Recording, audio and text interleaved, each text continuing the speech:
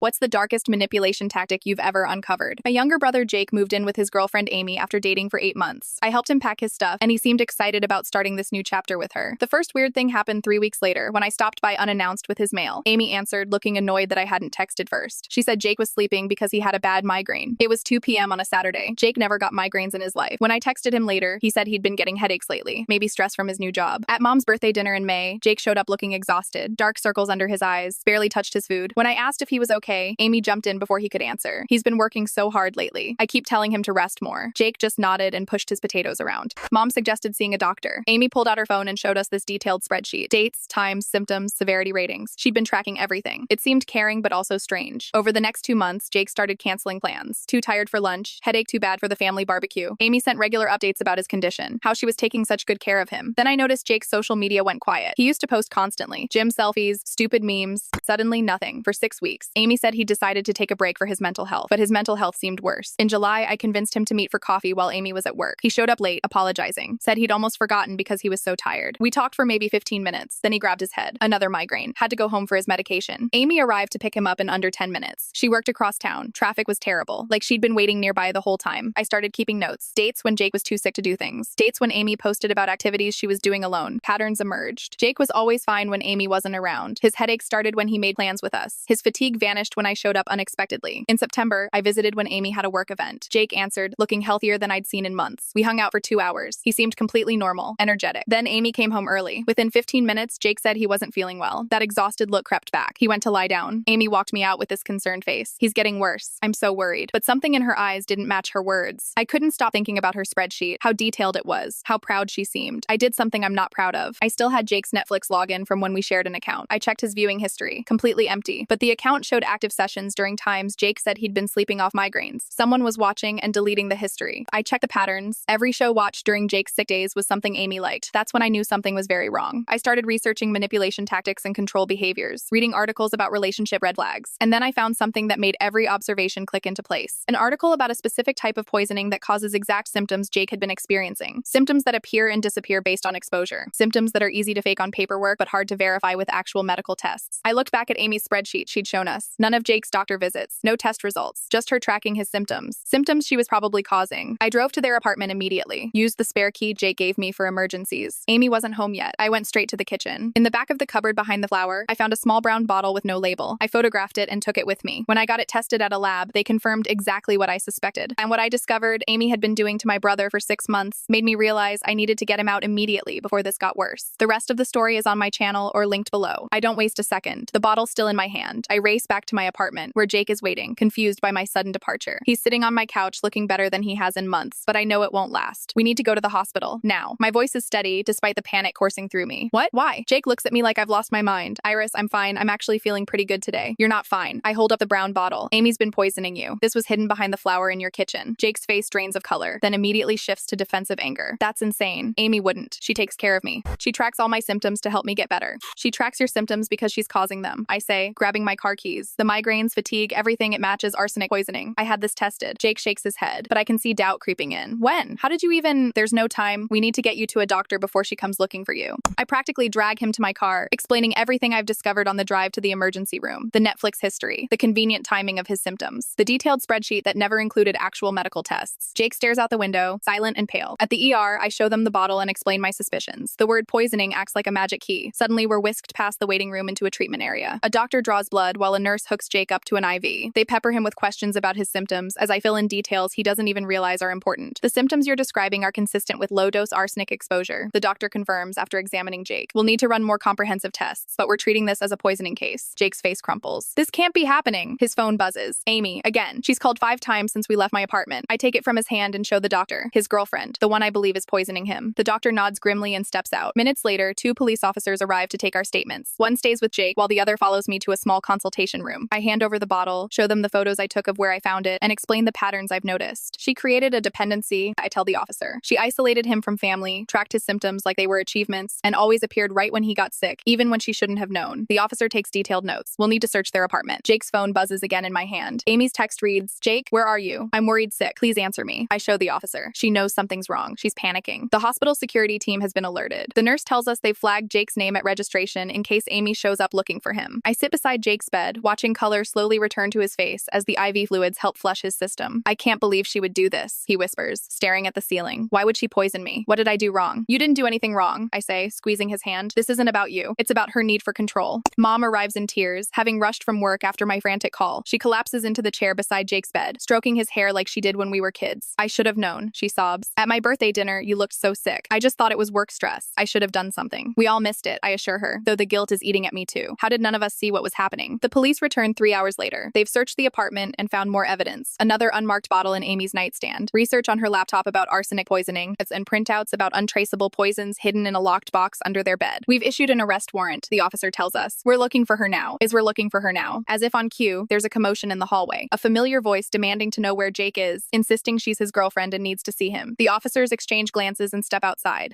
Through the partially open door, I watch Amy's performance, the concerned girlfriend, tears streaming down her face, clutching her phone with the tracking app showing Jake's location. She's wearing the same worried expression I've seen countless times, perfectly practiced. Ma'am, we need you to come with us, one officer says firmly. What? Why? I just need to see Jake. He's sick. He needs me. Amy Winters, you're under arrest for attempted murder. The mask slips for just a fraction of a second, a flash of calculation in her eyes before the tears return, louder now. This is a mistake. Jake, tell them this is a mistake. Jake turns away from the door, unable to watch as they handcuff her and read her rights. Her screams echo down the hallway, promises of love mixed with accusations of betrayal. The doctor returns with preliminary test results. Jake's arsenic levels are dangerously high, consistent with months of deliberate exposure. If it had continued much longer, the damage could have been permanent, or worse. I'll need to stay for observation and treatment, the doctor explains, but you should start feeling better within days. Mom stays at the hospital that night, sleeping in the chair beside Jake's bed. I go home only to pack a bag for Jake and gather some of his things from their apartment under police supervision. The place feels tainted now, every corner hiding potential poison. In their bathroom, I find a journal hidden beneath the sink. Amy's handwriting fills the pages with detailed notes about Jake's symptoms, not just tracking them, but planning them, dosage amounts, observations about how long it took for symptoms to appear, notes about which foods best mask the taste. When I return to the hospital the next morning, Jake is sitting up in bed. The dark circles under his eyes are fading. He's eaten a full breakfast for the first time in months. The doctor says my levels are already dropping, he tells me. I can't believe how much better I feel after just one day without. His voice breaks. Without being poisoned, I finish for him. It's okay to say it. Jake nods, tears filling his eyes. How did I not see it? She was killing me, and I thought she was taking care of me. That's what manipulators do, I say, sitting beside him. They make you think the pain they cause is love. Mom returns with coffee, her eyes red from crying all night. The police called. They're charging her with attempted murder. They found evidence she's done this before. Jake's hand tightens around mine. What happens now? To that, I look at my brother, finally free from the poison that's been slowly killing him. I am prosted disgive the passable. Into that my brother passable on him attention, and say the only truth I know. Now you heal. 3 days after Amy's arrest, Detective Russo sits across from me in the hospital cafeteria. Jake's upstairs getting another round of chelation therapy to remove the arsenic from his system. The detective slides a manila folder across the table. We found something you should know about, she says, her voice carefully neutral. Amy had a boyfriend before Jake, guy named Ethan Winters. He experienced similar symptoms: migraines, fatigue, unexplained weight loss. My stomach drops. Did she? He moved across the country before things progressed too far. Lucky for him. Detective Russo opens the folder. We've been analyzing that spreadsheet you mentioned. It wasn't just tracking Jake's symptoms. It was documenting her poisoning schedule. She shows me a printout of Amy's meticulous Excel file. What I'd thought were symptom observations were actually poison administration records. The column labeled intervention wasn't tracking when she helped Jake. It was tracking when she administered the arsenic. May dois presecheth dinner, 2,5 pasta sauce. I read aloud, feeling sick. June 3rd, morning coffee, 1.8 milliliters. My eyes catch the entry for Mom's birthday dinner. May 24th, pre-dinner drink, 3 milliliters. Extra dose for family gathering. Detective Russo nods grimly. She deliberately increased the dose before family events, so Jake would appear visibly ill. I remember how pale Jake looked that night, how he barely touched his food, how Amy kept touching his forehead, asking if he needed to go home. The performance seems so obvious now. There's more, the detective continues. We found searches on her phone for undetectable poisons and arsenic symptoms timeline. She was researching how to poison him without getting caught. When I return to Jake's room, he's sitting up in bed, staring blankly at the wall. The IV in his arm is delivering medicine to bind with the poison in his system so his body can flush it out. His skin looks less gray today, but his eyes are hollow. They found her journals, he says without looking at me. She wrote about how much she enjoyed taking care of me when I was sick, how it made her feel needed. His voice cracks. She wrote that watching me struggle to get out of bed gave her purpose. I sit beside him, unsure what to say. How do you comfort someone whose girlfriend systematically poisoned them for months? I can't stay in that apartment, Jake whispers. I keep thinking about eating food she prepared, drinking coffee she made me every morning. You can come home, Mom says from the doorway. She's aged years in the past few days, guilt etched into the lines around her eyes. I've already set up your old room. Jake nods, relief washing over his face. The next day, the police call with another discovery. Amy belongs to an online forum for people with what they call caretaker syndrome, a twisted community where members share techniques for making loved ones dependent on them. She posted about Jake regularly, Detective Russo tells us, shared her methods with others doing the same thing to their partners or children. Jake throws up when he hears this, the realization that he was just a project to her, an experiment she documented documented for others to learn from. The nurse has to give him an anti-nausea medication through his IV. Amy's bail hearing is scheduled for the following week. Jake insists on attending despite still being weak from the treatment. We sit in the back of the courtroom and watch as Amy is led in wearing an orange jumpsuit, her hands cuffed in front of her. She looks nothing like the Amy we knew. Her hair is pulled back severely. No makeup, no carefully crafted, concerned expression. But the moment she spots Jake in the audience, the transformation is instantaneous. Her shoulders slump, her eyes fill with tears, her face arranges itself into a mask of loving concern. She's still performing, I whisper to Jake, whose hand tightens around mine. The prosecutor presents evidence from Amy's apartment, including the journals and spreadsheets. He mentions the forum and her previous boyfriend's similar symptoms. Then he drops a bombshell. We've discovered that Miss Winters actively prevented medical intervention that could have identified the poisoning, he says. When Mr. Poningit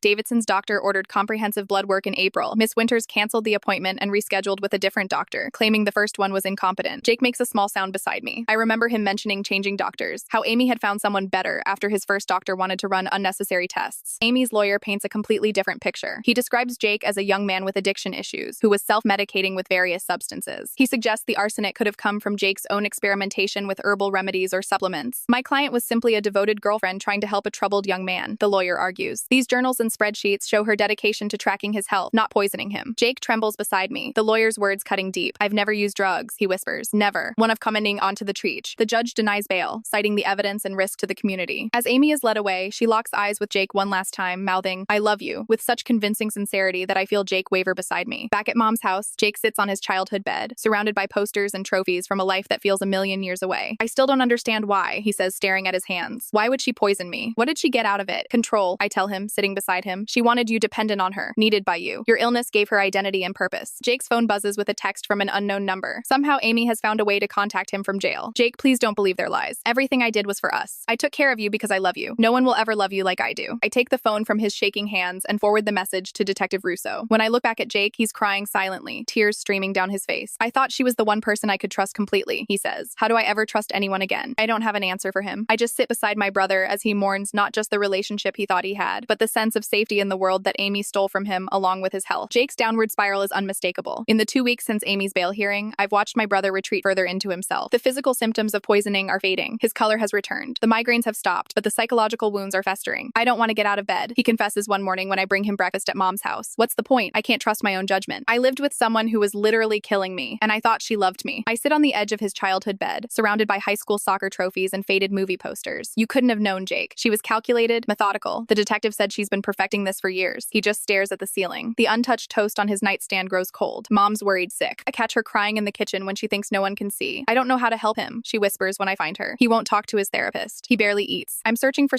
anything that might help Jake see that Amy's manipulation wasn't his fault when Detective Russo calls with news. We found a storage unit registered in Amy's name, she tells me. I think you should see what's inside. The storage facility is in an industrial area across town. Detective Russo meets me outside Unit 217, a padlock already cut and hanging open. Prepare yourself, she warns before sliding the door up. The space is meticulously organized shelves lined with unmarked bottles, medical textbooks, and journals. A desk holds a laptop and printer, but what makes my stomach lurch are the walls covered with photographs of Jake sleeping, eating, working, close-ups of his face contorted in pain, timeline charts tracking his deterioration. It's like a command center, I whisper, taking in the horror of Amy's obsession. This goes beyond Munchausen by proxy, Detective Russo says, pointing to a shelf of books. These are medical texts on toxicology, symptom management. She was studying how to poison him systematically without killing him. I pick up a journal labeled Subject J and flip it open. Inside are detailed notes about Jake's progress weight loss charts, symptom severity ratings, and notes about his increasing dependence on her. Day 94. Subject showing ideal response to treatment. Called me twice today, needing help with basic tasks. Emotional dependence increasing. Physical deterioration on target. There's more, Detective Russo says, pointing to a plastic bin. Inside are dozens of letters all unopened, all addressed to Jake from friends and family. Cards for his birthday, Christmas, even the job offer letter from the promotion he thought he never received. She intercepted his mail, I realize. She was isolating him completely. When I get home, there's an envelope waiting for Jake. No return address. But the handwriting is unmistakable Amy's looping script. The jail must have missed it in their screening. I should give it to Detective Russo, but curiosity wins. I carefully steam it open. My dearest Jake, they're trying to turn you against me. Don't let them. Everything I did was out of love. You were so strong, so independent when we met you didn't need anyone. I needed to be needed. Can't you understand that? What we had was special. No one will ever care for you like I did. No one will ever know your body's responses like I do. They're planting evidence against me. That storage unit, those journals, not mine. Your sister has always been jealous of what we had. She's manipulating you now. Can't you see? Come visit me, just once. Let me explain everything. Forever yours, Amy. I show the letter to Detective Russo, who adds it to their evidence file. But before I can tell Jake about it, he approaches me with his own letter. Amy's been writing to me, he admits, showing me another envelope. This is the third one. She wants me to visit her. My blood runs hands cold. You can't seriously be considering it. I need answers, Iris. I need to hear from her directly why she did this. His eyes are haunted. I need to understand. Despite Mom's tearful objections and my own protests, Jake schedules a visitation for the following day. I insist on driving him. You don't have to do this, I tell him as we pull into the county jail parking lot. Yes, I do. His voice is stronger than it's been in weeks. The visitation room is stark, a glass partition separating prisoners from visitors, phones on each side for communication. Amy enters wearing an orange jumpsuit, her hair pulled back severely, but the moment she sees Jake, she transforms, shoulders softening, eyes filling with tears, face arranging into that familiar mask of loving concern. I watch from outside the room as she picks up the phone, her free hand pressed against the glass. Jake hesitates before picking up his receiver. Even through the glass, I can see her performance, the trembling lip, the earnest eyes. Jake listens, his face unreadable. 20 minutes into their conversation, Detective Russo appears beside me with a folder. Show him these, she says, handing me printouts of Amy's forum posts. We just got access to her account. I knock on the visitation room door and Jake excuses himself. His face is pale, confused. She says everything was planted, he tells me. That you and the police are framing her because we never liked her. I hand him the printouts. These are from the caretaker forum. Her username was Nurturing Angel. Read them. Jake scans the pages, his hands beginning to shake. Dosage is key. Too much arsenic and they'll get suspicious at the hospital. Too little and the dependency won't form. I found 2 milliliters in morning coffee and 1.5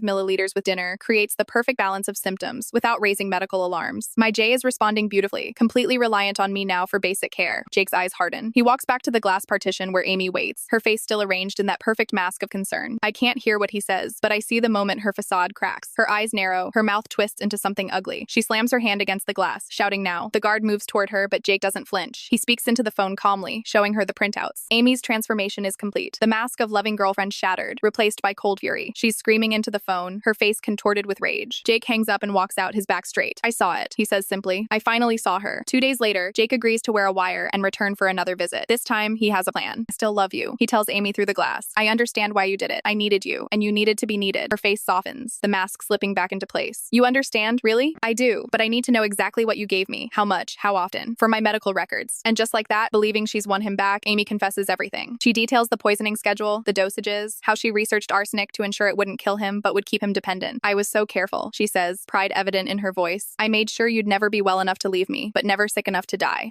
Jake nods, as if this is the most reasonable thing in the world. And the others? The boyfriend before me? Ethan was a practice run, she says dismissively. I was still learning with him, but with you, I perfected it. You were my masterpiece, Jake. When Jake walks out of the jail this time, Detective Russo is waiting with a recorder. We got it all, she confirms. Her confession will put her away for a long time. In writing, they were comzopsing too. In the car heading home, Jake is quiet for a long while. Then without warning, he starts to cry deep, wrenching sobs that shake his entire body. It's over, I tell him, reaching for his hand. She can't hurt you anymore. I know, he says between breaths. That's why I can finally fall apart. I drive my brother home, watching as he begins the real work of healing, not just his poisoned body, but his betrayed heart. The trial begins on a rainy Tuesday in October, 3 months after Amy's arrest. Jake sits beside me in the courtroom, his fingers drumming nervously against his thigh. He's gained back some of the weight he lost during the poisoning, but his body still bears the scars, permanent kidney damage that requires medication and monitoring for the rest of his life. You don't have to watch this, I tell him as we wait for Amy to be brought in. You've already done your part with the testimony. Jake shakes his head. I need to see it through. All of it. When Amy enters, flanked by guards, she looks nothing like the woman who once played the devoted girlfriend. Her hair is pulled back in a severe ponytail, her face devoid of makeup. But the moment she spots Jake in the gallery, her transformation is immediate, shoulders softening, eyes widening with practiced vulnerability. Even now, she's performing. The prosecutor opens with a clinical breakdown of Amy's actions, displaying the evidence photos of the arsenic bottles, the detailed spreadsheets, and the command center storage unit. On the projector screen, Amy's own words from the caretaker forum appear in stark black and white. The key is creating total dependency without raising suspicion. When they can no longer function without you, you've achieved the perfect balance. A court-appointed psychiatrist testifies about Amy's diagnosis, Munchausen by proxy syndrome, a psychological disorder where a caretaker intentionally makes someone ill to gain attention and control. In Miss Winter's case, the doctor explains, she derived satisfaction not just from the caretaking role, but from the power she held over her victim's health and well-being. Her detailed documentation suggests she viewed this as an achievement rather than a crime. It's getting theirs in Hopens and a Crescent's drinks. Jake's hand finds mine when they call Ethan Winters to the stand. Amy's ex-boyfriend is tall and thin, with the same hollowed-out look that Jake had 3 months ago. He describes symptoms identical to Jake's migraines, fatigue, unexplained weight loss. I thought I had some mysterious illness, Ethan testifies, his voice shaking slightly. Amy was so attentive, so concerned. She tracked everything in a notebook. When I moved to Seattle for work, the symptoms disappeared within weeks. I never connected the dots until the police contacted me. The defense attorney tries to paint Ethan as unreliable, suggesting his symptoms were stress-related or psychosomatic. But then the prosecution reveals medical records showing arsenic in Ethan's system during his relationship with Amy and the traces that lingered months after they broke up. On the third day, the prosecution reveals the most disturbing evidence yet: Amy's online community. We've identified 14 active members of this caretaker forum, the prosecutor explains. Individuals who deliberately poisoned poison family members to maintain control over them. Miss Winters was not just a participant, but a mentor, sharing detailed poisoning protocols and advising others on how to avoid detection. Screenshots from the forum show Amy username Nurturing Angel, offering advice to others. Hospital visits are opportunities, not threats. Bring food from home for your patient. The nurses will see you as devoted, and you can maintain dosing without interruption. Jake's testimony comes on day 4. I watch my brother walk to the stand, his back straight despite his trembling hands.